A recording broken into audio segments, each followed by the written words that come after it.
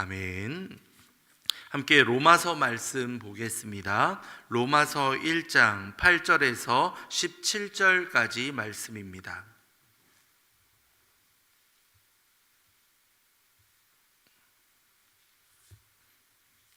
로마서 1장 8절에서 17절 말씀입니다.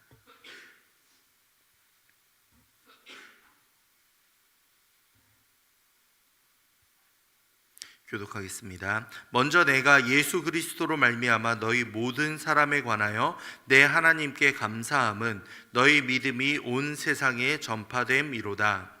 내가 그의 아들의 복음 안에서 내 심령으로 섬기는 하나님이 나의 증인이 되시거니와 항상 내 기도에 쉬지 않고 너희를 말하며 어떻게 하든지 이제 하나님의 뜻 안에서 너희에게로 나아갈 좋은 길 얻기를 구하노라. 내가 너희 보기를 간절히 원하는 것은 어떤 신령한 은사를 너희에게 나누어 주어 너희를 견고하게 하려 함이니 이는 곧 내가 너희 가운데서 너희와 나의 믿음으로 말미암아 피차 안위함을 얻으려 함이라. 여러 번 너희에게 가고자 한 것을 너희가 모르기를 원하지 아니하노니 이는 너희 중에서도 다른 이방인 중에서와 같이 열매를 맺게 하려 함이로되 지금까지 길이 막혔도다. 헬라인이나 야만인이나 지혜 있는 자나 어리석은 자에게 다 내가 빚진 자라. 그러므로 나는 할 수 있는 대로 로마에 있는 너희에게도 복음 전하기를 원하노라. 내가 복음을 부끄러워하지 아니하노니 이 복음은 모든 믿는 자에게 구원을 주시는 하나님의 능력이 됨이라. 먼저는 유대인에게요 그리고 헬라인에게로다. 복음에는 하나님의 의가 나타나서 믿음으로 믿음에 이르게 하나니 기록된 바 오직 의인은 믿음으로 말미암아 살리라 함과 같으니라.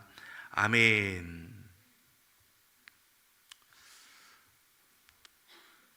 우리는 죄로부터 멀어지기를 때로는 원합니다. 그 죄로부터 애쓰며 그 죄에서부터 벗어나기 위해 노력을 하지만 우리 스스로는 그 죄의 유혹과 시험에 이겨갈 수 없다라는 것을 절실히 깨달을 수밖에 없죠. 우리의 노력이 아무리 고귀하고 아무리 열심을 낸다 하더라도 우리는 스스로 완전한 의에 이를 수 없는 존재입니다. 하지만 하나님께서는 은혜로 말미암아 우리를 건져주셨고 자격 없는 우리에게 놀라운 신분을 허락해 주셨습니다. 우리를 의롭다 칭하여 주셨다라는 사실이 칭의의 은혜가 얼마나 놀랍고 감사한지 모릅니다. 예수님께서 하나님의 율법을 지켜서 의를 이루셨고 십자가와 부활을 통해 우리에게 믿는 모든 이들에게 선물을 주셨습니다.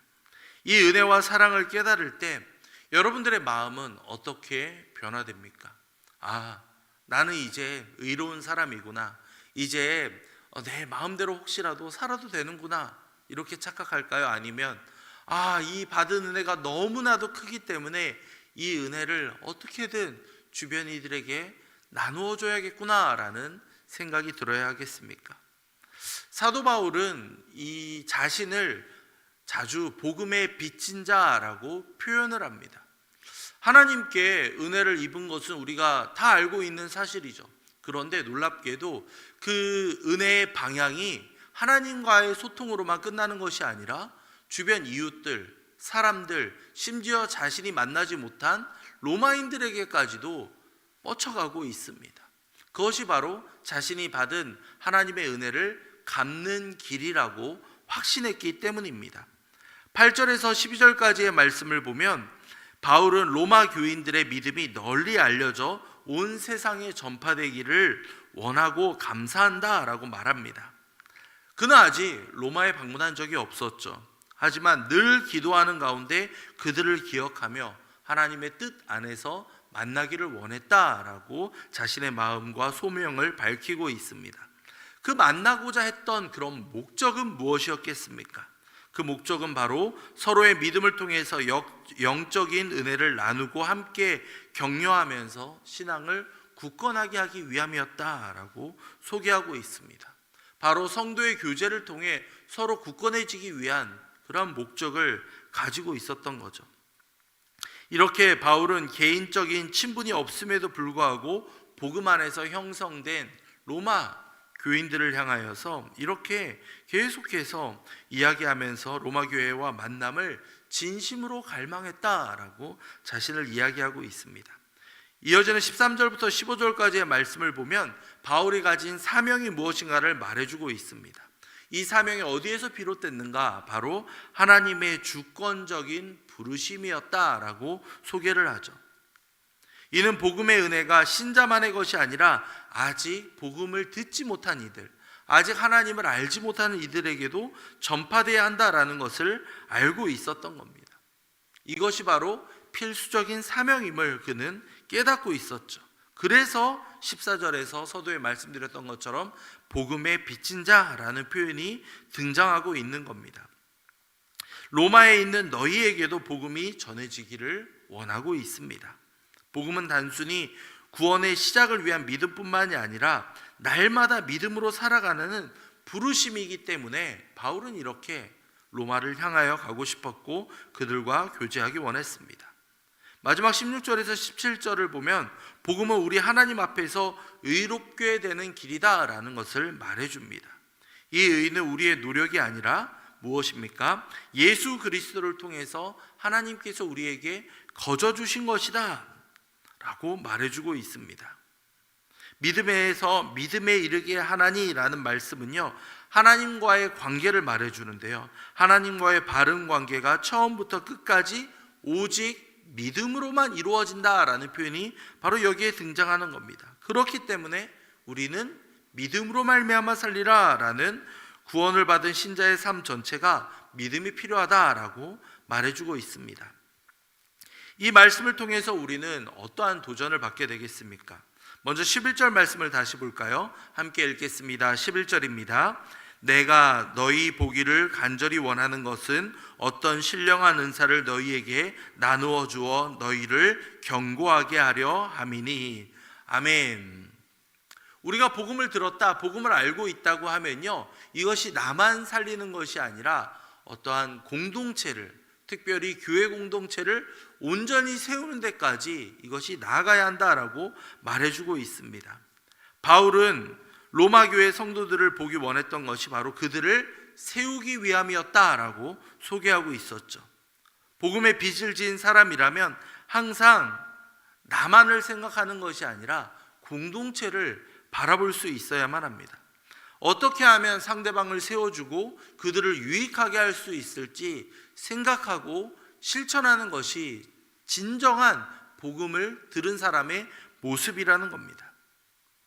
우리에게 있어서 우리는 정말 복음의 빚진 자로 우리는 살아가고 있습니까? 교회 공동체를 올바로 세우기 위해서 내가 희생하고 양보하고 있으며 누군가를 더 높이 일으켜 세워주고 있는 부분은 과연 있습니까? 나만 높아지려고, 나만 사랑받기 위해서 발부둥 치는 것은 복음의 너무나도 어린 모습이라 할 수 있겠습니다. 복음을 듣고 그 복음을 직면한 사람이라면 내가 정말 보잘것없는 존재이고 하나님의 은혜로 이 자리에 와 있구나. 그렇다면 아직 연약한 이들이나 교회 안에서 더욱더 온전히 세워져야 하는 이들을 바라보면서 양보와 희생이 자연스럽게 나와야 한다라고 바울은 알려주고 있는 겁니다. 그러한 마음 가운데에서 자연스럽게 복음이 전파되어 갈 수 있는 것이죠. 15절입니다. 함께 읽겠습니다. 그러므로 나는 할 수 있는 대로 로마에 있는 너희에게도 복음 전하기를 원하노라. 아멘. 예수 그리스도의 희생으로 말미암아 우리는 엄청난 빚을 탕감받은 존재입니다. 죄와 그 책임에 대한 빚을 탕감받았다라는 사실이 여러분에게 어떠한 의미로 다가오십니까? 은혜가 크면 클수록 우리는 그 사실에 감사하며 우리 주변을 바라보게 됩니다. 빚을 탕감해 주신 그분의 은혜를 기억하면서 복음에 아직 목말라하고 있는 이들, 복음을 듣지 못해서 방황하는 이들에게 이 기쁜 소식을 전하지 않으면 견딜 수가 없는 겁니다. 계속 기도회를 통해서 우리가 받은 이 복음의 기쁨을 주변에 나누기를 원하는 마음들, 이런 마음들이 여러분들 생겨나고 있으십니까? 목사님의 말씀처럼 정말 이 전도하는 것이 우리의 체질이 될 수 있도록 여러분은 삶 가운데서 정말 노력하고 있으십니까? 우리만에 끝나는 것이 아니라 정말 빚진 사람은 이것을 전하기 위해 노력하는 사람입니다. 주변에 있는 이들을 보면서 하나님의 마음으로 그들을 볼 때 얼마나 안타까워 하실까? 저 죽어가는 영혼들이 얼마나 하나님의 마음으로 볼 때 얼마나 정말 마음 아파하실까라는 그 아버지의 마음으로 그 영혼들을 바라볼 수 있어야 한다라는 겁니다. 이러기 위해서는 우리가 복음을 자랑스럽게 여기며 예수 그리스도가 유일한 답이라는 것을 우리 삶 가운데서 나타낼 수 있어야 되겠습니다. 우리가 잘 알고 있는 16절 말씀이죠. 내가 복음을 부끄러워하지 아니하노니 이 복음은 모든 믿는 자에게 구원을 주시는 하나님의 능력이 됨이라. 먼저는 유대인에게요 그리고 헬라인에게로다 라고 바울은 이야기합니다. 이 복음은 모든 믿는 자, 부끄러워하지 않는다라는 것은 이러한 의미인 겁니다. 쉽게 말해서 복음을 자랑스럽게 여기면서 이 복음이 나를 살렸습니다. 이 복음이 나를 변화시켰습니다. 이 복음이 나를 살렸듯이 당신도 변화시킬 수 있습니다. 우리의 삶이 이러한 모습이 나타나야 한다는 것이겠죠. 우리는 세상 가운데에서 복음을, 교회 다닌다는 사실을, 예수 그리스도를 믿는다는 사실을 부끄러워해서는 안 됩니다. 오히려 자랑스럽게 생각하며 나를 변화시키고 나를 만나주시고 나를 이끌어주신 분을 당신도 꼭 만나기 원합니다. 저 역시도, 우리 역시도 너무나도 크게 빚진 자이기 때문에 우리가 이렇게 당신에게 복음을 전합니다. 이렇게 자랑스럽게 이야기할 수 있어야 하겠습니다. 이 빚을 깨닫고 복음을 자랑스럽게 생각하며 나아갈 때 우리의 삶의 태도도 변화되고 자연스럽게 주변에서도 예수님을 만날 수 있는 것 아니겠습니까? 복음의 빚을 지고 살아가는 사람은 교회 공동체를 올바로 세워가는 사람입니다. 복음을 증거하며 복음을 기쁘고 자랑스럽게 여기는 이들입니다. 그들의 삶은 그 말과 행동과 삶 가운데 변화가 일어날 수밖에 없다라고 바울은 우리에게 도전을 주는 것 같습니다. 여러분의 삶은 어떠합니까? 무엇을 위해 살아가고 있습니까? 빚을 져본 분이라면 그것이 얼마나 답답하고 고통스러운지 아실 겁니다. 이것을 어떻게든 갚기 위해서 노력하고 어떻게든 이것으로부터 벗어나기 위한 노력들 해보신 분이라면 아실 겁니다. 그런데 우리가 하나님께 진 빚은 참 오묘합니다. 누군가는 이것을 어떻게든 감사하는 마음으로 갚기 위해서 복음을 증거하는 이들이 있는가 하면 너무나도 자연스럽다고 생각하면서 이 정도의 빚은 자연스럽고 언젠가는 갚겠지 하면서 너무 태연하게 생각하는 분들도 있지는 않습니까? 바울은 자신이 만나지도 않았던 이들을 위해 기도하였고 그들을 위해서 만나기 위한 노력을 했으며 편지를 써서 그들과 함께 교제하며 복음의 빚을 갚아가기를 원했습니다. 우리의 삶은 어떠합니까? 정말 빚을 갚기 위한, 하나님께 진 빚을 갚기 위한 노력이 우리 삶 가운데 묻어나고 있습니까? 이 시간 말씀을 생각하며 함께 기도하며 나아가겠습니다. 주님, 우리가 복음의 빚진 자로 이 빚을 갚아가기 원합니다. 하나님께 받은 은혜를 우리 주변 이웃들에게 전하며 이들이 하나님을 통해서 은혜를 경험할 수 있도록 주님 역사해 주시옵소서. 이 일을 위해서 우리를 사용해 주시옵소서. 함께 말씀을 생각하며 기도하시도록 하겠습니다. 이어서 교회와 담임 목사님을 위해 함께 기도하겠습니다. 돌아오는 주일 세례식이 있습니다. 이 세례식을 통하여서 또한 성장해 가는 영혼들이 주님을 더욱더 바라보게 하시고 또한 자신의 신앙을 온전히 성도들 앞에서 고백할 수 있는 귀한 시간 될 수 있도록 주님 역사해 주시옵소서. 함께 기도하겠습니다.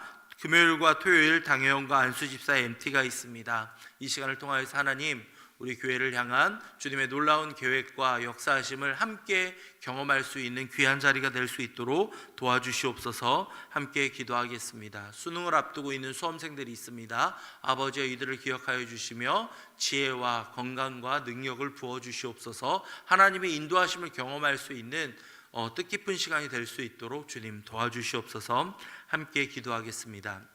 우리 담임 목사님을 위해 기도할 때 우리 목사님 날마다 강건하게 붙잡아 주시며 성령 충만함을 더하여 주시옵소서. 함께 기도하신 이후에 각자 가지고 오신 기도 제목으로 기도하고 돌아가겠습니다. 기도하겠습니다.